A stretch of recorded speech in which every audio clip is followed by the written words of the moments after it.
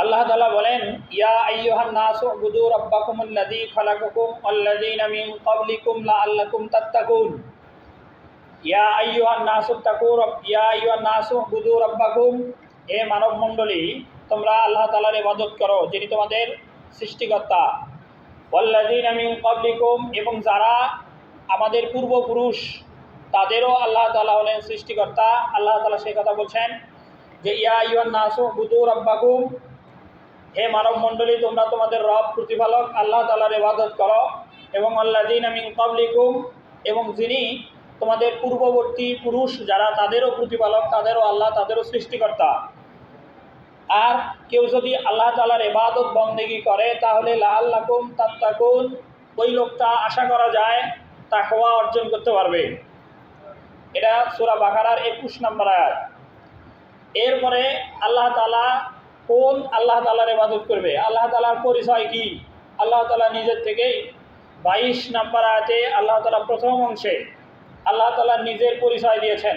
আল্লাযী জাআলা লাকুমুল আরদা ফিরাশা, আল্লাহ হলেন তিনি যিনি জাআলা লাকুম, আমাদের জন্য সৃষ্টি করেছেন, আমাদের জন্য নির্ধারণ করেছেন, আমাদের জন্য করে দিয়েছেন। আরদা মানে জমিন, ফিরাশান মানে বিছানা। আল্লাযী জাআলা লাকুমুল আরদা ফিরাশা, আল্লাহ হলেন তিনি যিনি জমিনকে মানুষদের জন্য বিছানা হিসেবে বিছিয়ে দিয়েছেন। এবং ওয়াসসামা বিনা, এবং আল্লাহ তাআলা আসমানকে ছাদের মতো সৃষ্টি করেছেন। তার মানে আসমানটা হলো ছাদের মতো, জমিনটা হলো বিছানার মতো, আর আমরা অবস্থান করতেছি ছাদের নিচে বিছানার উপরে, তার মানে একটা ঘরের মধ্যে।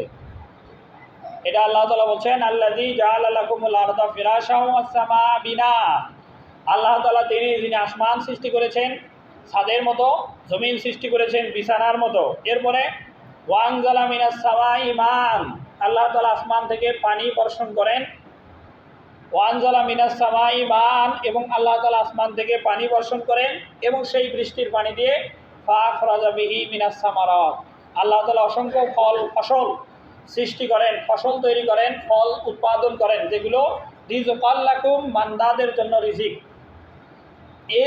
এগুলো হলো আল্লাহ তাআলার পরিচয়, যে আল্লাহ তাআলা আমাদের জন্য জমিনকে বিছানা বানিয়েছেন, আসমানকে ছাদ বানিয়েছেন। এরপরে আসমান থেকে আল্লাহ তাআলা বৃষ্টি বর্ষণ করেন, সেই বৃষ্টি থেকে ফল ফসল তৈরি হয়, সেগুলো মানুষ রিজিক হিসেবে খায়। এগুলো আল্লাহ তাআলার পরিচয় দেওয়ার পরে আল্লাহ তাআলা বলছেন যে এই সব কাজ যেহেতু আল্লাহ তাআলা করলেন, আল্লাহ তাআলা আমাদেরকে সৃষ্টি করলেন, আমাদের পূর্বপুরুষদেরকে সৃষ্টি করলেন, জমিনকে বিছানা বানালেন, আসমানকে ছাদ বানালেন, আমাদের জন্য বৃষ্টি বর্ষণ করে রিজিকের ব্যবস্থা করলেন। এত কিছু আল্লাহ তাআলা যেহেতু করলেন, অতএব মানুষের উচিত হবে মানুষ যেন আল্লাহ তাআলার এত কিছু নিয়ামত পাওয়ার পরে আল্লাহর ইবাদত করে। আল্লাহ তাআলা সেই জন্যই 21 নম্বর আয়াতের প্রথম অংশে আল্লাহ তাআলা বললেন যে ইয়া আইয়ুহান নাসু উবুদু রাব্বাকুম, হে মানব মণ্ডলী, তোমরা সবাই আল্লাহ তাআলার ইবাদত করবা। আর সেই ইবাদতের ক্ষেত্রে যেন মানুষ আল্লাহর সমকক্ষ কাউকে স্থির না করে, আল্লাহর সাথে কাউকে শরীক না করে, আল্লাহকে বাদ দিয়ে অন্য কারো ইবাদত না করে, সেই কথাও আল্লাহ তাআলা 22 আয়াতের শেষ কথা বললেন যে ফালা তাজালু লিল্লাহি আনদাদা ওয়া আনতুম তা'লামুন, তোমরা জেনে শুনে আল্লাহ তাআলার সমকক্ষ আর কাউকে স্থির করবে না। এরকম সূরা বাকারার 21 নম্বর আয়াতের ব্যাখ্যায় হযরত আব্দুল্লাহ ইবনে আব্বাস রাদিয়াল্লাহু তাআলা আনহু বলেন যে সূরা বাকারার 21 নম্বর আয়াত ইয়া আইয়ুহান নাসু উবুদু রাব্বাকুম, হে মানব মণ্ডলী, তোমরা আল্লাহ তাআলার ইবাদত করো, এই কথা বলে আল্লাহ তাআলা সকল মানুষদেরকে এর শামিল করেছেন, সে মুমিন হোক আর সে কাফের হোক। কাফের এবং মুমিন সবাইকেই আল্লাহ তাআলা সৃষ্টি করেছেন, সবাইকেই আল্লাহ তাআলা রিজিক দিচ্ছেন, সবাইকেই আল্লাহ তাআলা তার জমিনে বসবাস করার উপযোগিতা দিয়েছেন, সবাইকেই আল্লাহ তাআলা সর্বরকমের একই মানের সবাইকে আল্লাহ তাআলা তার দয়ার ভিতরে রেখেছেন। আমরা সূরা ফাতিহাতে যে কথাগুলো বলি আল্লাহ তাআলার পরিচয় দিতে গিয়ে 2 নম্বর আয়াতে আর রহমানির রহিম, আল্লাহ তাআলা হলেন দয়াবান এবং দয়ালু। এই দয়াবান এবং দয়ালু, আর রহমান শব্দ আরবি রেহেম শব্দ থেকে, আর রহিম শব্দ আরবি রেহেম শব্দ থেকে। রেহেম মানে হলো আত্মীয়তা সম্পর্ক বা জরায়ুর সম্পর্ক। এই আর রহমান এবং রহিম দুইটা শব্দ একই শব্দ থেকে তৈরি হলেও আলাদা অর্থ হওয়ার কারণ কি? আল্লাহ তাআলার এই সূরা ফাতিহার 2 নম্বর আয়াত যে আর রহমানির রহিমের ব্যাখ্যায় মুফাসসিরিন ইকরাম বলেন আর রহমান ফিদ দুনিয়া আর রহিম ফিল আখিরাত। রহমান গুণের কারণে আল্লাহ তাআলা দুনিয়ার সকল মানুষদেরকে দয়া করেন। যে আল্লাহকে মানে আল্লাহ তাআলা তাকেও দয়া করেন, তাকেও বাঁচিয়ে রেখেছেন। যে আল্লাহকে মানে না তাকেও আল্লাহ তাআলা বাঁচিয়ে রেখেছেন। একটা মানুষ বাঁচার জন্য যত নিয়ামত দরকার, তত উপকরণ দরকার, আল্লাহ তাআলাকে না মানার কারণে আল্লাহ যদি না দিত ব্যাপারটা এমন হবে না। বরং আল্লাহ তাআলার নাম যেহেতু আর রহমান ফিদ দুনিয়া, রহমান হলো দুনিয়ার ক্ষেত্রে, এই দুনিয়াতে আল্লাহ তাআলা কাফের, মুশরিক, মুনাফিক, ঈমানদার সকল মানুষকে আল্লাহ তাআলা দয়া করেন, এই কারণে তিনি রহমান। আর রহিম ফিল আখিরাত, আর রহিম হলেন দয়াবান আল্লাহ, তিনি আখিরাতে শুধুমাত্র মুমিনদেরকে দয়া করবেন। কাফের, মুশরিক এবং যারা বেঈমান এদেরকে আল্লাহ তাআলা কখনো দয়া করবে না। আল্লাহ তাআলার দুনিয়ার দয়াটা সবার উপরে, আর আখিরাতের দয়াটা শুধুমাত্র ঈমানদারদের উপরে। আর আব্দুল্লাহ ইবনে আব্বাস রাদিয়াল্লাহু তাআলা বলেন ইয়া আইয়ুহান নাসু উবুদু রাব্বাকুমুল্লাযী খালাকাকুম ওয়াল্লাযীনা মিন ক্বাবলিকুম লাআল্লাকুম তাত্তাকুন। এই সূরা বাকারার 21 নম্বর আয়াত। হে মানব মণ্ডলী, তোমরা সবাই আল্লাহর ইবাদত করো, যিনি তোমাদেরকে সৃষ্টি করেছেন, তোমাদের পূর্বপুরুষদেরকে সৃষ্টি করেছেন, যাতে করে তোমরা তাকওয়া অর্জন করতে পারো। এই আয়াতটাতে আল্লাহ তাআলা ইবাদতের যে আদেশ করেছেন, এটা মুমিন, কাফের সকল মানুষকে আল্লাহ তাআলা একত্রিতভাবে আদেশ করেছেন, যাতে করে সবাই আল্লাহর ইবাদত করে। এই আয়াতটা সবার। এরপরে আমরা কোরআন শরীফের যে সূরাগুলোকে চিনি যেভাবে, কিছু সূরাকে আমরা মাক্কি সূরা বলি, কিছু সূরাকে মাদানী সূরা বলি। যেমন সূরা ফাতিহা মাক্কি সূরা, সূরা বাকারা মাদানী সূরা। মাক্কি সূরা আর মাদানী সূরা চেনার কিছু আলামত আছে। যে সূরাগুলোর আয়াতের মাঝে ইয়া আইয়ুহান নাস এই শব্দটা উল্লেখ থাকে, এই সূরাগুলো মাক্কি বা এই আয়াতগুলো মাক্কি। আর যে আয়াতগুলোতে ইয়া আইয়ুহাল্লাযীনা আমানু হে ঈমানদারগণ এই শব্দ আছে, এই আয়াত বা এই সূরার অংশগুলো মাদানী। কেননা মক্কাতে যখন ছিল তখন সেখানে মুসলমান ছিল, কাফের ছিল, মুনাফিক ছিল, সবাই ছিল। এই সবার উদ্দেশ্যে আল্লাহ তাআলার ঘোষণা ছিল। এই কারণে আল্লাহ তাআলা মক্কায় থাকাকালীন যে আয়াতগুলো সেখানে ইয়া আইয়ুহান নাস উল্লেখ করেছেন। আর মদিনায় যাওয়ার পরে মদিনার মুসলমান সাহাবীরা সবাই যেহেতু ঈমানদার ছিল এবং মদিনার পরিবেশটাও ছিল ঈমানের, তারা সবাই রাসূল সাল্লাল্লাহু আলাইহি সাল্লামকে সাহায্য সহযোগিতা করেছেন ইসলামের জন্য, ঈমানের জন্য। এই কারণে মদিনায় যাওয়ার পরে যে আয়াতগুলো নাজিল হয়, এই আয়াতগুলোতে ইয়া আইয়ুহাল্লাযীনা আমানু হে ঈমানদারগণ বলে আল্লাহ তাআলা শুধু মদিনার ঈমানদারদেরকে সম্বোধন করেছেন। আর এই সূরা বাকারার যে 21 নম্বর আয়াত, এখানে ইয়া আইয়ুহান নাস বলা আছে। এই আয়াতটা মক্কার আয়াত, একই সাথে এই আয়াতটা ঈমানদার এবং যারা কাফের, মুশরিক, বেঈমান সবাইকেই আল্লাহ তাআলা সম্বোধন করেছেন যে তোমরা সবাই আল্লাহ তাআলার ইবাদত করো, এরকম। এরপরে আল্লাহ তাআলার নিজের পরিচয় দিয়েছেন মানুষ কেন আল্লাহর ইবাদত করবে। মানুষ আল্লাহর ইবাদত করার ক্ষেত্রে এই দুই আয়াতে সূরা বাকারার 21 এবং 22 এই দুই আয়াতে ইবাদত করার কথা আল্লাহ তাআলা যেমন বলছেন, একটা মানুষ আল্লাহর কেন ইবাদত করবে এর 5টা কারণও দিয়েছেন। আল্লাহ তাআলা বলছেন যে আল্লাযী খালাকাকুম ইয়া আইয়ুহান নাসু উবুদু রাব্বাকুমুল্লাযী খালাকাকুম। আল্লাযী খালাকাকুম মানে যিনি তোমাদেরকে সৃষ্টি করেছেন। আল্লাহ আমাদেরকে সৃষ্টি করেছেন, আমরা চাইলেই সৃষ্টি হতে পারতাম না। সূরা দাহাব, এই সূরার ভিন্ন আরেকটা নাম আছে সূরা ইনসান। ইনসান মানে মানুষ। সূরা দাহার এই সূরার অপর নাম হলো সূরা ইনসান। ইনসান মানে মানুষ। এই সূরার প্রথম আয়াত আল্লাহ তাআলা বলছে আল আতা আলাল ইনসান হিনুম মিনাদ দাহরি লাম ইয়াকুন শাইয়াম মাযকুরা। মানুষের জীবনে এমন সময় এসেছিল যেই সময় মানুষের কোনো বিশেষ বৈশিষ্ট্য বা উল্লেখ করার মতো কোনো বিষয় ছিল না। তার মানে এই মানুষটার কোনো মূল্য ছিল না। এই উল্লেখ করার মতো কিছুই নাই, বরং এরকম সামান্য বস্তু থেকে মানুষদেরকে আল্লাহ তাআলা সৃষ্টি করেছেন। এটা আল্লাহ তাআলার বিশেষ দয়া। এই যে দয়া আল্লাহ তাআলা আমাদেরকে করেছেন, এরপরে আল্লাহ তাআলা সৃষ্টি করে আমাদেরকে আশরাফুল মাখলুকাত সৃষ্টির সেরা জীব হিসেবে নির্বাচিত করেছেন। এটা আল্লাহ তাআলার বিশেষ দয়া। এই যে আল্লাহ আমাদেরকে মানুষ হিসেবে সৃষ্টি করেছেন, আল্লাহ তাআলা বলছেন আর রহমান, আল্লাহ হলেন দয়াবান। এই দয়ার নিদর্শন কোথায়? আল্লামাল কোরআন, আল্লাহ তাআলার প্রথম দয়া হলো আমাদেরকে আল্লাহ তাআলা কোরআন শিখিয়েছেন। খালাকাল ইনসান, আল্লাহ তাআলা মানুষদেরকে সৃষ্টি করেছেন, এটা আল্লাহর দ্বিতীয় দয়া। প্রথম দয়া কোরআন শেখানো, দ্বিতীয় দয়া মানুষ সৃষ্টি করা, তৃতীয় দয়া আল্লামাহুল বায়ান, আল্লাহ তাআলা আমাদেরকে স্পষ্ট ভাষা দিয়েছেন, যা অন্য মাখলুক বা অন্য কোনো সৃষ্টিজীবকে আল্লাহ তাআলা দেয় নাই। আল্লাহ তাআলা আমাদেরকে সৃষ্টি করলেন, ভাষা দিলেন, কোরআন শেখালেন। এগুলো হলো আল্লাহ তাআলার রহমান বা দয়ার প্রমাণ। আল্লাহ তাআলা আমাদেরকে সৃষ্টি করেছেন, মানুষ করেছেন, আশরাফুল মাখলুকাত বানিয়েছেন। এই কারণে আমাদের প্রথম আল্লাহ তাআলার কাজ, আল্লাহ তাআলার পক্ষ থেকে আমাদের উপরে দাবি যে আমরা আল্লাহ তাআলার ইবাদত করব। আল্লাহ তাআলা সে কথাই বলছেন যে ইয়া আইয়ুহান নাসু উবুদু রাব্বাকুম, হে মানুষ তোমরা সবাই আল্লাহর ইবাদত করো। কেন? আল্লাযী খালাকাকুম, আল্লাহ আমাদেরকে সৃষ্টি করেছেন। 2 নাম্বার আল্লাহর দয়া, ইবাদত করার কারণ হলো আল্লাযীনা মিন ক্বাবলিকুম, আমাদের পূর্বসূরি যারা ছিল, বাপ দাদা পূর্বপুরুষ যারা, এদেরকেও আল্লাহ তাআলা সৃষ্টি করেছেন। এটা 2 নাম্বার। 3 নাম্বার আল্লাযী জাআলা লাকুমুল আরদা ফিরাশান, আল্লাহ তাআলা জমিনকে আমাদের জন্য বিছানা বানিয়েছেন। তার মানে আমাদের বসবাস করার উপযোগী একটা জমিন, সুন্দর পৃথিবী দিয়েছেন।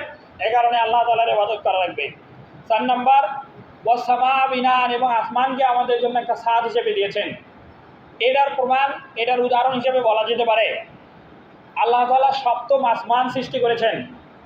সূরা বাকারার আর একটু আগিয়ে 27 নম্বর আয়াতে আল্লাহ তাআলা বলছেন, 27 নম্বর আয়াতে আল্লাযী খালাকা সাবআ সামাওয়াতিন ওয়াল্লাযী খালাকা লাকুম মা ফিল আরদি জামিআন সুম্মা ইসতাওয়া ইলাস সামাই ফাসাওয়াহুন্না সাবআ সামাওয়াত। দুনিয়াতে যা কিছু আছে আল্লাহ তাআলা সব কিছুই আমাদের কল্যাণে সৃষ্টি করেছেন। ওয়াল্লাযী খালাকা লাকুম মা ফিল আরদি জামিআন, তিনি সেই আল্লাহ যিনি আমাদের কল্যাণার্থে দুনিয়ার সকল কিছু সৃষ্টি করেছেন। এবং সাবআ সামাওয়াতিন, এবং আল্লাহ তাআলা 7টা আসমান সৃষ্টি করেছেন। এই 7টা আসমান সৃষ্টি করেছেন স্তরে স্তরে। সূরা মুলুকে আল্লাহ তাআলা বলছেন আল্লাযী খালাকা সাবআ সামাওয়াতিন তিবাকা, আল্লাহ তাআলা আমাদের জন্য স্তরে স্তরে 7টা আসমান সৃষ্টি করেছেন। এরপরে আমাদেরকে আল্লাহ তাআলা নিজের পরিচয় খোঁজার জন্য আমাদেরকে আল্লাহ তাআলা বলছেন যে মা তারা ফি খালকির রহমানি মিন তাফাউত, যে আল্লাহর এই সৃষ্টিতে কোনো ত্রুটি তোমরা কি লক্ষ্য করো? মানে আমরা আসমান জমিন দেখব, দেখে দেখে আল্লাহর সৃষ্টিতে কত নৈপুণ্য, কত নিখুঁতভাবে আল্লাহ তাআলা আসমান জমিন সৃষ্টি করছেন, এটা অনুধাবন করব। এরকম এই আসমান জমিন সৃষ্টি করেছেন 7 আসমান, আর সেই 7 আসমানের উপরে আল্লাহ তাআলা সৃষ্টি করে রেখেছেন সূর্য। সূর্য থেকে আসে অতিবেগুনি রশ্মি, সূর্য থেকে আসে অতিবেগুনি রশ্মি। এই অতিবেগুনি রশ্মি যেটাকে আমরা ওজোন গ্যাস বলেও জানি, এই ওজোন গ্যাস প্রত্যেকটা আসমানে বাধা পায়।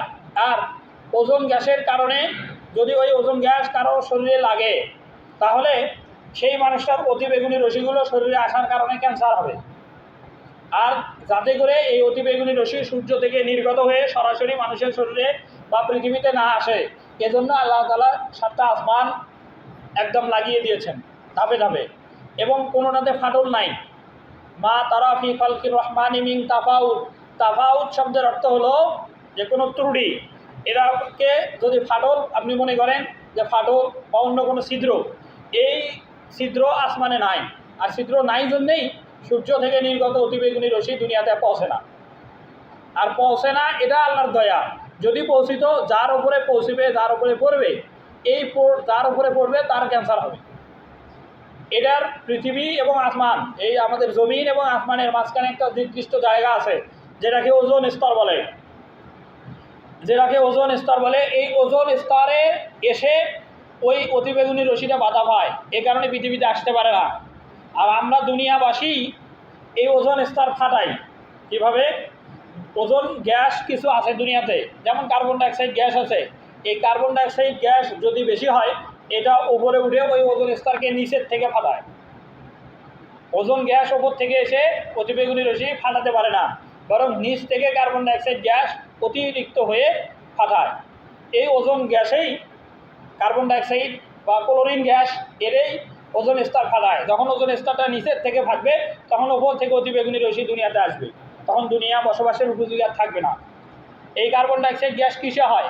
কয়লাতে হয়। যেমন ধরেন যানবাহনের ধোঁয়া যদি বেশি হয়, এই পুরোটাই কার্বন ডাইঅক্সাইড গ্যাস।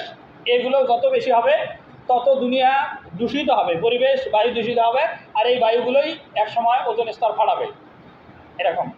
এরপরে ভাটা, মিল, কলকারখানা থেকে যে কার্বন ডাইঅক্সাইড গ্যাস হয় এগুলো, আর এগুলো নিয়ন্ত্রণ করার জন্য সরকারিভাবে কিছু ট্যাক্স নির্ধারণ করা থাকে। দেখা যায় কেউ ট্যাক্স দেয়, সে ট্যাক্স দিয়েও এই কার্বন ডাইঅক্সাইড গ্যাস নির্গমন করে, আবার অনেকে তো ট্যাক্সও ফাঁকি দেয়, এরকম আর কি।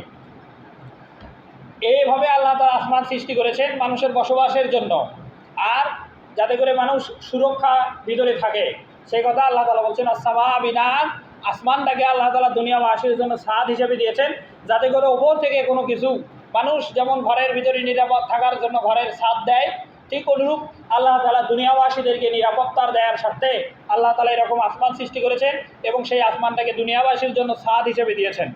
এই এত দয়া করেছেন, এরকম পরে আল্লাহ তাআলা বলেন ফালা তাজআলু লিল্লাহি আনদাদা ওয়া আনতুম তা'লামুন, ফালা তাজআলু লিল্লাহি আনদাদা ওয়া আনতুম তা'লামুন। এর অর্থ হলো যে আল্লাহ তাআলা আমাদেরকে এত কিছু নিয়ামত দিলেন, অতএব কোনো মানুষ যেন জেনে শুনে আল্লাহর সমকক্ষ আর কাউকে স্থির না করে, আল্লাহর সমকক্ষ আর কাউকে স্থির না করে। আল্লাহর সমকক্ষ কাউকে স্থির করাই হলো শিরক, আল্লাহর সমকক্ষ কাউকে স্থির করাই হলো শিরক। আর আল্লাহ তাআলা বলছেন সূরা লোকমান আয়াত নাম্বার 13, আল্লাহ তাআলা লোকমান আলাইহিস সালামের মাধ্যমে তার সন্তানকে ওসিয়ত করতে গিয়ে বলছেন, লোকমান আলাইহিস সালাম সন্তানকে বলছেন ইয়া বুনাইয়া লা তুশরিক বিল্লাহ, হে আমার সন্তান তুমি আল্লাহর সাথে শিরক করবে না, কেননা ইন্না শিরকা লাযুলমুন আযীম, আল্লাহর সাথে শিরক করা এটা সবচেয়ে বড় জুলুম, এটা সবচেয়ে বড় জুলুম, আল্লাহর সাথে শিরক করা সবচেয়ে বড় জুলুম। এটা সন্তানকে পিতা হিসেবে লোকমান আলাইহিস সালাম ওসিয়ত করতেছেন যে শিরকের গুনাহ আল্লাহর সাথে সবচেয়ে বড় গুনাহ, এই গুনাহ কেউ যদি করে আল্লাহ তাআলা সেই গুনাহ মাফ করবে না, সেই গুনাহ আল্লাহ তাআলা মাফ করবে না। এই কথা সূরা নিসার 2 আয়াতে বলা আছে যে ইন্নাল্লাহা লা ইয়াগফিরু আন ইউশরাকা বিহি ওয়া ইয়াগফিরু মা দুনা যালিকা লিমান ইয়াশা ওয়া মান ইউশরিক বিল্লাহ ফাকাদ দাল্লা দালালাম বাঈদা, যে আল্লাহর সাথে তোমরা শিরক করো না, শিরকের গুনাহ আল্লাহ মাফ করবে না, এছাড়া অন্য যে গুনাহ আল্লাহ চাইলে মাফ করবে, না চাইলে নাই, মানে অন্য গুনাহ মাফ করতেও পারে কিন্তু শিরকের গুনাহ মাফ করবে না।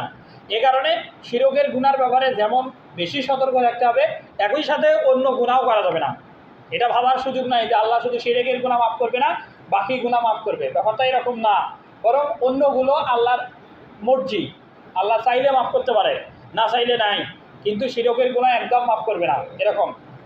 শিরকের গুনাহ উদাহরণ কেমন, শিরকের গুনার উদাহরণ কেমন, এটা নিয়ে একটা উক্তি আছে। হযরত আব্দুল্লাহ ইবনে আব্বাস রাদিয়াল্লাহু তাআলা আনহু শিরকের গুনাহ সম্পর্কে বলেন, রাতের আধারে, এই রাতের আধার হলো আমাবস্যার রাত। হযরত আব্দুল্লাহ ইবনে আব্বাস রাদিয়াল্লাহু তাআলা আনহু বলেন, রাতের আধারে আমাবস্যার রাতে কালো পাথরের উপরে যদি একটা কালো পিঁপড়া থাকে, এটা যেমন সূক্ষ্ম, শিরকের এরকম এত সূক্ষ্ম বিষয় যে এত ছোট শিরকও যদি কারো থাকে আল্লাহ তাআলা ওই শিরকও মাফ করবে না এরকম। এ কারণে শিরকের গুনাহ থেকে মানুষকে বেঁচে থাকতে হবে। লাইন আশরাকতা লা ইয়াহবাতান্না আমালুক ওয়া লা তাকুনান্না মিনাল খাসিরিন, সূরা জুমারের 65 নম্বর আয়াতের শেষ অংশে আল্লাহ তাআলা বলেন লাইন আশরাকতা, যদি তুমি শিরক করো, লা ইয়াহবাতান্না আমালুক, তোমার আমলগুলো আল্লাহ তাআলা বরবাদ করবে, ওয়া লা তাকুনান্না মিনাল খাসিরিন, এবং এই লোকটা পরকালে ক্ষতিগ্রস্ত হবে। পরকালের ক্ষতিগ্রস্ততা কি? পরকালের ক্ষতিগ্রস্ততা সম্পর্কে সূরা আরাফে বলেন ওমান খাফফাত মাওয়াজিনুহু, আর যার নেকির পাল্লা হালকা হবে, ফাউলাইকা হুমুল খাসিরুন, এই লোকটা পরকালে ক্ষতিগ্রস্ত হবে। সূরা আরাফে আল্লাহ তাআলা বলেন ওমান খাফফাত মাওয়াজিনুহু, যার পরকালে নেকির পাল্লা হালকা হবে, ফাউলাইকা হুমুল খাসিরুন, এই লোকটা ক্ষতিগ্রস্ত হবে।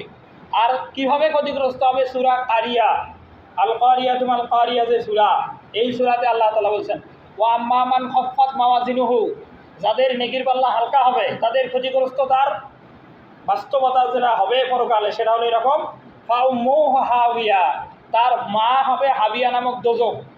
উম্মু শব্দের শাব্দিক অর্থ হলো মা। এখানে বাংলা অনুবাদে দেখবেন, অনুবাদ কোরআন শরীফগুলোতে লেখা আছে তার আবাসস্থল হবে হাবিয়া নামক দোজখ। এখানে আবাসস্থল কথাটা রূপক, প্রকৃত অর্থ হলো ফাউম্মুহু, উম্মুন মানে মা আরবিতে, আর আবুন মানে বাবা। একটা মায়ের গর্ভে সন্তান যেমন একদম সুরক্ষিত থাকে, ভিতরে থাকে, বের হওয়ার কোনো সুযোগ নাই, পূর্ণ নিরাপত্তার ভিতরে রক্ষিত থাকে, এটাকে আপনি জিম্মি বলতে পারবেন। মানে পূর্ণ নিরাপত্তার মধ্য দিয়ে যদি কাউকে বন্দি করে রাখা হয়, ঠিক সেই রকম একটা জাহান্নামী লোককে আল্লাহ তাআলা জাহান্নামের ভিতরে ফেরেশতার প্রহরীতে পাহারার মাধ্যমে জাহান্নামের ভিতরে বেঁধে কষ্ট দিয়ে তাকে আযাব দেবেন, সেখান থেকে বের হতে পারবে না। একটা পূর্ণ নিরাপত্তার সাথে তাকে বেঁধে মানে পাহারা দিয়ে রেখে তাকে আযাব দেওয়া হবে। এজন্যই আল্লাহ তাআলা বলছেন যে ফাউম্মুহু হাবিয়া, তার আবাসস্থল হবে জাহান্নাম, যেটা হাবিয়া। এই হাবিয়া কি? ওমা আদরাকা মা হিয়া, এ নবী আপনার কি জানা আছে হাবিয়া দোজখ কি? নারুন হামিয়া। পরের রাত যে নারুন হামিয়া মানে আল্লাহ তাআলার পক্ষ থেকে প্রজ্বলিত আগুন। এরকম পরকালে ক্ষতিগ্রস্ততা নির্ভর করবে দুনিয়ার আমলের উপরে। আর দুনিয়ার আমলটা যদি সেটার আমলের ভিতরে আবার শিরক থাকে, তাহলে আল্লাহ তাআলা বলছেন লাইন আশরাকতা লা ইয়াহবাতান্না আমালুক, যদি কারো আমলের ভিতরে শিরক থাকে তাহলে বাকি আমলগুলো বরবাদ আল্লাহ তাআলা করে দিবেন। যখন আমল বরবাদ হয়ে যাবে, তার আমলের খাতা শূন্য, অনেক আমলের খাতা শূন্য, তখন তো তার পাপের পাল্লা ভারী হবেই। এই কারণেই আল্লাহ তাআলা বলছেন যে তাকুনান্না মিনাল খাসিরিন, ওই লোকটা তখন ক্ষতিগ্রস্ত হবে। আর আমরা যেন ক্ষতিগ্রস্ত না হই, আল্লাহ যেন আমাদেরকে ক্ষতিগ্রস্ত না বানায়, এজন্যই আমাদের মুনাজাত। দুনিয়ার প্রথম মুনাজাত আদম আলাইহিস সালাম দুনিয়াতে নেমেই ওই শ্রীলঙ্কায় যখন আল্লাহ তাআলা আদম আলাইহিস সালামকে নামালেন এবং হাওয়া আলাইহিস সালামকে আরাফার জেদ্দায় যে নামায় দিলেন, দুনিয়াতে এসেই তারা প্রথম যে বাক্য আল্লাহ তাআলার কাছে বলেন, সেই দোয়াটাতেই আল্লাহ তাআলার কাছে আদম আলাইহিস সালাম, হাওয়া আলাইহিস সালাম করে যে আল্লাহ যেন আমাদেরকে আখিরাতে ক্ষতিগ্রস্ত না করে। সূরা বাকারায় আয়াত আসছে ফাতালাক্কা আদামু মির রাব্বিহি বিকালিমাতিন, আল্লাহ তাআলার পক্ষ থেকে আদম আলাইহিস সালামকে একটা কালিমা বা একটা বাক্য শেখানো হলো। ফাতালাক্কা এর অর্থ হলো আল্লাহ তাআলা আদম আলাইহিস সালামের অন্তরে ঢেলে দেন, মানে ওহির মাধ্যমে। তখন তো আদম আলাইহিস সালাম যেহেতু জান্নাতে ছিলেন, জান্নাত থেকে বের হলেন, আর বের হওয়ার পরেই প্রথম আল্লাহ তাআলা তাকে যে বাক্যটা শেখালেন, সেই বাক্যটাই দুনিয়াতে এসে আদম আলাইহিস সালাম এবং হাওয়া আলাইহিস সালাম বলেন। সেই কথাটা সূরা আরাফের 23 নম্বর আয়াত, সূরা আরাফের 23 নম্বর আয়াত, ক্বালা রব্বানা যালামনা আনফুসানা ওয়া ইল্লাম তাগফির লানা ওয়া তারহামনা লানাকুনান্না মিনাল খাসিরিন। আমরা যখন মুনাজাত করি তখন রব্বানা থেকে আমরা বলা শুরু করি, তবে আয়াতটা শুরু হলো ক্বালা দিয়ে। ক্বালা মানে দুইজন বলছিল, এই দুইজন কারা? আদম আলাইহিস সালাম এবং হাওয়া আলাইহিস সালাম। এটা সূরা আরাফের 23 নম্বর আয়াত। আয়াতের শুরুর শব্দটা হলো ক্বালা। ক্বালা মানে এই দুইজন, আদম নবী এবং হাওয়া আলাইহিস সালাম, এই দুইজন একসাথে তারা বলা শুরু করলো। কি বললো? রব্বানা যালামনা। যালামনা শব্দটাও দুই বচন। রব্বানা মানে হে আমাদের প্রতিপালক, যালামনা মানে আমরা নিজেরা জুলুম করেছি, আনফুসানা মানে নিজেদের উপরে, ওয়া ইল্লাম তাগফির লানা, আল্লাহ আপনি যদি আমাদেরকে ক্ষমা না করেন, মাফ না করেন। রব্বানা যালামনা আনফুসানা ওয়া ইল্লাম তাগফির লানা ওয়া তারহামনা, এবং আমাদেরকে দয়া না করেন। আগে ক্ষমা করেন, তারপরে আমাদেরকে দয়া করেন। ক্ষমা যদি না করেন আর দয়া যদি না করেন, লানাকুনান্না মিনাল খাসিরিন, আমরা অবশ্যই ক্ষতিগ্রস্ত হব। এই কথা তো এই কারণে একজন মানুষ ইবাদতের ক্ষেত্রে অবশ্যই এত সতর্ক থাকতে হবে যেন কখনোই তার ইবাদতে আল্লাহ সমকক্ষ বা আল্লাহ বাদ দিয়ে অন্য কেউ তার ইবাদতের শরীক না হয়। সূরা জিন, এটা একটা প্রসিদ্ধ সূরা, পরিচিত সূরা নামটা। সূরা জিনের 18 নম্বর আয়াতে আল্লাহ তাআলা বলছেন ওয়া আন্নাল মাসাজিদা লিল্লাহ, মসজিদগুলো হলো আল্লাহ তাআলার জন্যই। মসজিদ শব্দটা সেজদা শব্দ থেকে, মসজিদ শব্দটা সেজদা শব্দ থেকে, যেই জায়গাতে সেজদা দেওয়া হয় সেই জায়গাটাকে মসজিদ বলে। আর উম্মতে মুহাম্মাদিকে আল্লাহ তাআলা 5টা বিষয়ে শ্রেষ্ঠত্ব দিয়েছে, যা আগের যত উম্মত ছিল একটাকেও দেওয়া হয় নাই। তার মধ্যে একটা হলো উম্মতে মুহাম্মাদি সারা দুনিয়ার সকল জায়গাকেই পবিত্রতা করা হয়েছে, আল্লাহ তাআলা পবিত্র বানিয়েছেন। ফাইয়ুমা রাজুলান মিন উম্মতি আদরাকাতহুস সালাত ফালিউসাল্লি, যে উম্মতের ভিতরে যাদের নামাজের সময় যখন যেখানে হবে সে সেখানেই নামাজ পড়তে পারবে, যে কোনো জমিতেই সে সেজদা দিতে পারবে।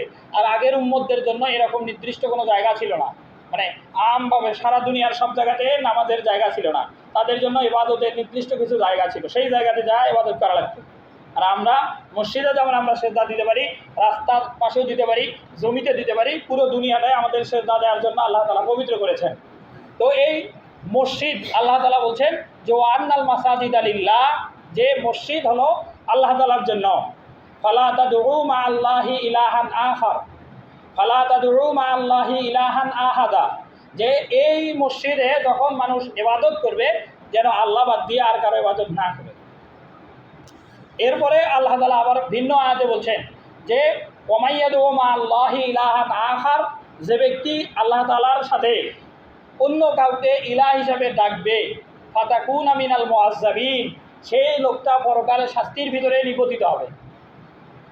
এরপরে সূরা বনী ইসরাঈলের 22 নম্বর আয়াতে আল্লাহ তাআলা বলেন লা তাজআল মা আল্লাহি ইলাহান আখার, যে আল্লাহর সমকক্ষ আর কাউকে তোমরা বানাবা না, যদি বানাও তাহলে ফাতাকুদা মালুমাম মাহজুলা, পরকালে তোমরা অপমানিত লাঞ্ছিত হবে।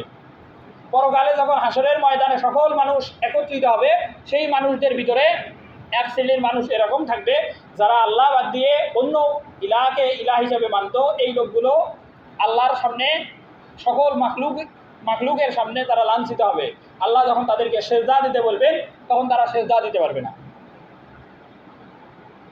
সূরা কলমে আল্লাহ তাআলা বলেন ইয়াউমা ইয়াকশাফু আন সাকি ওয়া ইউদাউনা ইলা সুজুদি ফালা ইস্তাতিউন, যখন মানুষদেরকে আল্লাহ তাআলা নিজের কুদরতি পা উন্মুক্ত করে দিয়ে সেজদা দেওয়ার জন্য, নামাজের জন্য আহ্বান করবেন, ফালা ইস্তাতিউন, এই লোকগুলো সেজদা দিতে পারবে না। এইভাবে সকল সৃষ্টি, সকল মানুষ, সকল মাখলুকাতের মধ্যে মানুষেরা লাঞ্ছিত হবে। এ কারণে একজন মানুষ যেন অবশ্যই এক আল্লাহ তাআলার ইবাদত করে। ফালা তাজআলু লিল্লাহি আনদাদা ওয়া আনতুম তা'লামুন, যে আল্লাহর সমকক্ষ আর কাউকে যেন মনে না করে। আর আল্লাহর সমকক্ষ কাউকে মনে না করার বাস্তব নমুনা দুই জায়গাতে পাওয়া যায়। এক হলো সূরা ইখলাসে, আর এক হলো সূরা আল ইমরানে, সূরা আনআমের ভিতরে ইব্রাহিম আলাইহিস সালামের ঘটনাতে। সূরা ইখলাসে আল্লাহ তাআলা বলছেন যে কুল হুয়াল্লাহু আহাদ, আল্লাহ তাআলা এক, তার কোনো শরীক নাই। যে জিনিসের এক থাকার পরে দুই হওয়ার সম্ভাবনা থাকে, আবার বলছি যে জিনিসের এক আছে এবং এটা পরবর্তীতে দুই হওয়ারও সম্ভাবনা আছে, এমন জিনিসকে আরবিতে ওয়াহিদ বলে। ওয়াহিদুন মানে এক, ইসনানুন মানে দুই, সালাসাতুন মানে তিন, এইরকম যেগুলা আর কি, যে একের দুই হওয়া সম্ভব এই এককে আরবিতে ওয়াহিদুন বলে। আর যে একের কখনোই দুই হওয়া সম্ভব নয় সেই এককে আহাদ বলে। যে এক দুই হওয়ার সুযোগ আছে তাকে ওয়াহিদ বলে, আর যে এক দুই হওয়ার সুযোগ নাই এমন একের আরবি হলো আহাদ। আর আল্লাহ তাআলা বলছেন যে কুল হুয়াল্লাহু আহাদ, আল্লাহ তাআলা হলেন একক। আল্লাহুস সামাদ, আল্লাহ তাআলা হলেন অমুখাপেক্ষী। তারপরে আল্লাহ তাআলা বলছেন লাম ইয়ালিদ ওয়া লাম ইউলাদ, আল্লাহ তাআলাকে কেউ জন্ম দেয় নাই, আল্লাহ তাআলাও কাউকে জন্ম দেয় নাই। তার মানে আল্লাহ তাআলাকে কেউ জন্ম দেয় নাই, তার মানে আল্লাহ তাআলার বাবা বা মা এটা নাই। আবার আল্লাহও কাউকে জন্ম দেয় নাই, তার মানে আল্লাহ তাআলার ছেলে মেয়ে সন্তান সন্ততি নাই। এই সূরার নাজিলের কারণ, সূরা ইখলাসের নাজিলের কারণ শানে নজুলে বলা আছে মক্কার কাফেরেরা রাসূল সাল্লাল্লাহু আলাইহি সাল্লামকে এসে বলছিল উনসুব লানা রাব্বাক, উনসুব মানে আমাদেরকে আপনি নসবনামা বংশ তালিকা বলেন, লানা মানে আমাদের কাছে, রব্বাক মানে আপনার প্রতিপালকের, যে হে মোহাম্মদ তুমি যে আল্লাহর দিকে আমাদেরকে ডাকতেছো সেই আল্লাহর বংশ পরিচয় আমাদেরকে দেন। তখন আল্লাহ তাআলা সূরা ইখলাস নাজিল করেন এবং আল্লাহ তাআলা 3 নম্বর আয়াতে তাদের জবাব দেন যে লাম ইয়ালিদ ওয়া লাম ইউলাদ, আল্লাহ তাআলাকে কেউ জন্ম দেয় নাই, তার মানে আল্লাহ তাআলার পূর্বসূরি বা বংশ তালিকা নাই। ওয়া লাম ইউলাদ, এবং আল্লাহ তাআলাও কাউকে জন্ম দেয় নাই। যে ঈসা আলাইহিস সালাম আল্লাহর সন্তান, উযাইর আলাইহিস সালাম আল্লাহর সন্তান, এই কথাগুলোও ঠিক না, বরং আল্লাহ তাআলার বাবা মাও নাই, আল্লাহ তাআলার সন্তান সন্ততিও নাই। লাম ইয়ালিদ, তিনি তাকে কেউ জন্ম দেয় নাই, ওয়া লাম ইউলাদ, এবং তিনিও কাউকে জন্ম দেয় নাই। ওয়া লাম ইয়াকুল লাহু কুফুয়ান আহাদ, আল্লাহ তাআলার সমকক্ষ কেউ নাই। এখানে এই কথাগুলো বলা আছে যে আল্লাহ তাআলা এক, তার কোনো শরীক নাই। এই আল্লাহ তাআলা এক, তার কোনো শরীক নাই, এই কথা আরও স্পষ্ট কালেমা শাহাদাতের ভিতরে। আল্লাহ তাআলা এক, তার কোনো শরীক নাই, এই কথা আরও স্পষ্ট কালেমায়ে শাহাদাতের ভিতরে, যে আশহাদু আল্লা ইলাহা ইল্লাল্লাহু ওয়াহদাহু লা শারীকা লাহু ওয়া আশহাদু আন্না মুহাম্মাদান আবদুহু ওয়া রাসূলুহু। এটাকে শাহাদাতাইন বলে, দুইটা সাক্ষ্য। একটা আমরা সাক্ষ্য দেই, প্রথম সাক্ষ্যটা হলো আল্লাহর ব্যাপারে, আর দ্বিতীয় যে সাক্ষ্য সেই সাক্ষ্যটা হলো রাসূলের রিসালাতের ব্যাপারে। প্রথম সাক্ষ্যটা হলো আশহাদু আল্লা ইলাহা ইল্লাল্লাহ ওয়া আশহাদু আন্না মুহাম্মাদান আবদুহু ওয়া রাসূলুহু, যে আশহাদু আল্লা ইলাহা ইল্লাল্লাহ, আমি সাক্ষ্য দিচ্ছি আল্লাহ ছাড়া কোনো ইলাহ নাই, আল্লাহ ছাড়া কোনো ইলাহ নাই, আল্লাহ এক, এটা মেনে নেওয়াই তাওহীদ। আর আল্লাহ বাদে আরও একজন আছে, আল্লাহ যে কাজ করতে পারে এই কাজ আরও কেউ করতে পারে, এমন জিনিসকে মনে করাই হলো শিরক। আর এমন কথাই ইব্রাহিম আলাইহিস সালাম সূরা বাকারার ভিতরে আসছে। ইব্রাহিম আলাইহিস সালাম যখন নমরুদের সাথে তর্ক হয়, আলাম তারা ইলাল্লাযী হাজ্জা ইব্রাহিম ফি রাব্বিহি আন আতাহুল্লাহুল মুলক, তোমরা কি, আল্লাহ তাআলা মক্কাবাসীকে বলছেন যে তোমরা কি তোমাদের পিতা, জাতির পিতা ইব্রাহিম আলাইহিস সালামের তর্ক সেই লোকের সাথে হওয়ার তর্কের কথা তোমরা জানো না? আলাম তারা ইলাল্লাযী হাজ্জা ইব্রাহিম, হাজ্জা মানে তর্ক, ইব্রাহিম মানে ইব্রাহিম আলাইহিস সালামের, ফি রাব্বিহি তার রবের ব্যাপারে, আন আতাহুল্লাহুল মুলক এমন একটা লোকের সাথে যাকে আল্লাহ রাজত্ব দিয়েছিলেন। সেই রাজত্ব কাকে দিয়েছিলেন? নমরুদকে দিয়েছিলেন। ইব্রাহিম আলাইহিস সালাম এবং নমরুদের ভিতরে তর্ক হয়েছিল। ইব্রাহিম আলাইহিস সালাম বলছিল রব্বি আল্লাযী ইউহয়ী ওয়া ইউমীত, আমার যিনি রব তিনি জীবিতও করেন এবং মৃত করেন, মানুষদেরকে জীবন দেওয়ার ক্ষমতা রাখে এবং মানুষদেরকে মৃত্যু দেওয়ার ক্ষমতা রাখে। কলা, এই কলা হলো নমরুদ। নমরুদ বলল যে আনা উহয়ী ওয়া উমীত, আমিও মানুষকে জীবন দিতে পারি, আমিও মানুষকে মৃত্যু ঘটাতে পারি। এই কথা বলে নিরপরাধ লোককে ফাঁসি দিয়ে মৃত্যু ঘটার প্রমাণ দিল। আবার ফাঁসির দণ্ডপ্রাপ্ত আসামিকে বেকসুর খালাস দিয়ে তাকে জীবন দেওয়ার প্রমাণ ইব্রাহিম আলাইহিস সালামকে দিল। এরপরে ইব্রাহিম আলাইহিস সালাম আবার বললেন ফাইন্নাল্লাহা ইয়াতি বিশ-শামসি মিনাল মাশরিক, আল্লাহ তাআলা সূর্য পূর্ব দিকে উদয় করেন, ফাতি বিহাল মাগরিব, এবং পশ্চিম দিকে ডুবান, এটার বিপরীত আপনি করেন। এই কথা যখন ইব্রাহিম আলাইহিস সালাম বললেন, নমরুদের কথা আল্লাহ তাআলা বলছেন ফাবুহিতাল্লাযী কাফা, এরপরে নমরুদ তখন পরাজয় বরণ করলো। ফাবুহিতাল্লাযী কাফার, কুফরি করার কারণে সে তখন নত স্বীকার করলো এবং সে বলল যে আল্লাহ তাআলা, এটা তোমার আল্লাহ যেভাবে করে সেভাবেই করুক, আমি তোমার আল্লাহর অস্তিত্বে হস্তক্ষেপ করতে চাই না, এরকম বলছিল।